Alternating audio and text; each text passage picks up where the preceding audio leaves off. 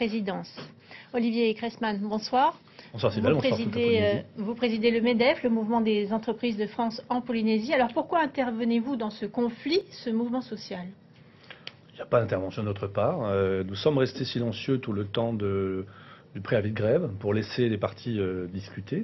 À partir du moment où le mouvement de grève a été déclenché et à partir du moment où il n'a pas été respecté la liberté d'accès des personnels non grévistes, nous avons à réagir pour dire que ce n'est pas acceptable. Alors, autant dans votre dernière lettre ouverte aux élus de l'Assemblée, vous ne preniez pas précisément parti, autant là, vous affichez clairement votre soutien, vous êtes du côté de la direction et du président du conseil d'administration. Pour quelle raison? Nous les soutenons simplement parce qu'ils sont dans une situation complexe où d'ailleurs on ne sait plus très bien quelles sont les motivations de ce mouvement de grève. À l'origine, a priori, traduction d'un mouvement de grève, un malaise des salariés. Maintenant, on parle de maladie radio-induite avec une redevance de la France sur le sujet. Après, on a parlé d'une problématique de convention dans un document qui est un vœu exprimé par le gouvernement central et le gouvernement local. Finaliser, c'est juste un vœu, ça ne veut pas dire qu'on décide de négocier à la place d'eux.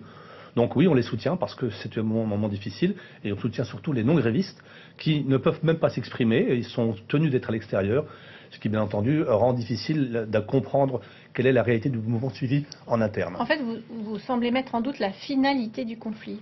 Oui, on s'interroge sur la finalité de ce conflit. Indéniablement, il y a une... Le préavis de grève ne suffit pas? Préavis de grève, il faut encore qu'il y ait des éléments concrets qui soient dedans. La notion de négociation, de dénonciation de la convention CPS n'est pas un sujet, c'est un sujet qui relève des compétences du conseil d'administration, qui, je rappelle, est composé de représentants patronaux et salariés. Alors que disent les patrons justement qui siègent dans ce CA?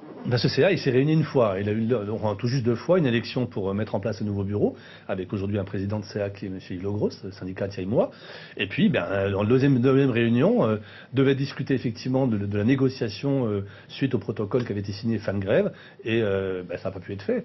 Et en tout état de cause, je comprends qu'il n'y ait pas de négociation ouverte à partir du moment où il y a un accès qui est bloqué, et où les gens qui ont le droit de vouloir travailler parce qu'ils refusent d'associer au processus sont interdits d'accès à leur établissement. Pour vous, c'est plutôt un conflit d'ordre politique? Difficile d'en juger. En tout cas, on peut se poser la question, est-ce qu'on est vraiment dans une motivation au niveau des centrales syndicales concernées purement par rapport aux salariés? Je pense que l'important, c'est de revenir sur le fond. Le fond, c'est quoi? C'est effectivement les salariés de la CPS qui ont des choses à mettre en évidence sur une difficulté de gouvernance. Le CA devait y répondre avec la nomination d'un futur directeur général adjoint pour être plus proche des équipes. Les gens de la CPS ont un travail difficile avec des enjeux importants qui viennent sur la PSG. Il faut savoir leur rendre hommage du travail qu'ils font. Maintenant, il y a apparemment des conditions qui font qu'ils ont certains avantages. L'ensemble de la population locale, l'ensemble de l'économie s'inscrit dans un effort. Je ne vois pas comment les gens de la CPS ne seraient pas concernés.